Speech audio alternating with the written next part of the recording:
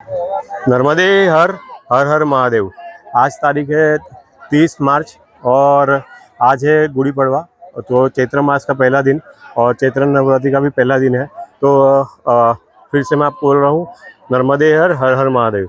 अगर आप उत्तरवाहिनी नर्मदा परिक्रमा इस चैत्र मास में करना चाहते हैं तो थोड़ी बहुत मैं इन्फॉर्मेशन आपको देना चाहूँगा।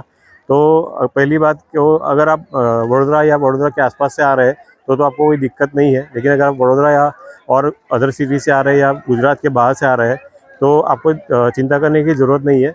यहाँ पे ही नज़दीक में जो राजपीपला गांव है वहाँ पे ही बहुत सारे रिसोर्ट्स नए बने हुए हैं और स्टैचू ऑफ यूनिटी के कारण यहाँ पे बहुत सारे होटल्स और रिसोर्ट्स वगैरह भी बने हुए हैं।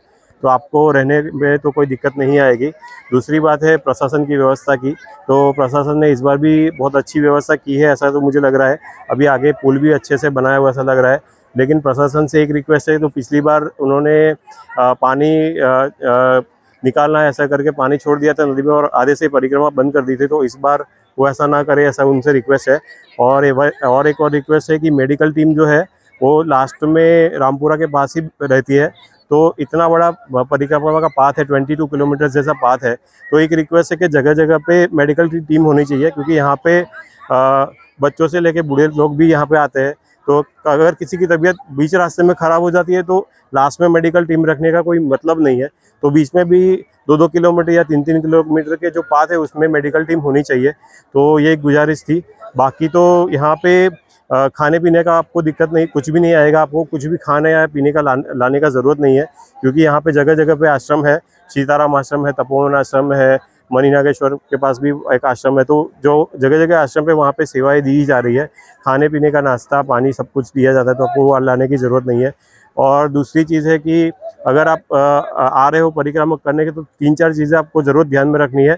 एक कि अगर आप रात में परिक्रमा कर रहे हैं तो आपको टॉर्च वगैरह एक लकड़ी आपके साथ रखनी चाहिए। जैसे यहाँ पे जंगली विस्तार भी है तो सांप वगैरह घूमते रहते हैं, तो आपको वो हेल्प करेगा। प्लस अगर पथरीले रास्ते आते हैं तो वो भी आपको आसानी से चल सकते हो। उसके लिए एक लकड़ी रखनी चाहिए, टॉर्च रखनी चाहिए। और अगर आपके पास आपके पेरेंट्स है या कुछ बुजुर्ग लोग चल रहे हैं या आपको खुद को भी कुछ मेडिकल इमरजेंसीज है तो आपकी दवाइयाँ लाने मत भूलिए। और साथ में कुछ पेन रिलीफ बाम या पेन रिलीफ टैबलेट्स रखिए। तो अगर रास्ते में आपको कुछ दिक्कत आती है तो वो लेके आप परिक्रमा कंप्लीट कर सकते हैं। तो और बाकी तो जो जनरल आपकी कुछ रिक्वायरमेंट्स है तो वो लेके आइएगा। और यहाँ पे ऐसा बोला गया है कि नहाने के लिए व्यवस्था नहीं है, लेकिन यहाँ पे घाट पे बहुत ही अच्छे से पानी है और नहाने के लिए भी व्यवस्था है। तो आप अगर परिक्रमा करने के लिए आ रहे हैं तो 1-2 जोड़ी कपड़े लेके आए तो आप यहाँ पे नहा के अपना आत्मा को तृप्त कर सकते हैं। तो ये इन्फॉर्मेशन थी थोड़ी बहुत जो मैंने आपको देना चाहता था नर्मदा परिक्रमा 2025 के लिए। और आगे भी कुछ जानकारी रहेगी तो मैं आपको नए वीडियो बना के देता रहूँगा। नर्मदे हर हर हर महादेव।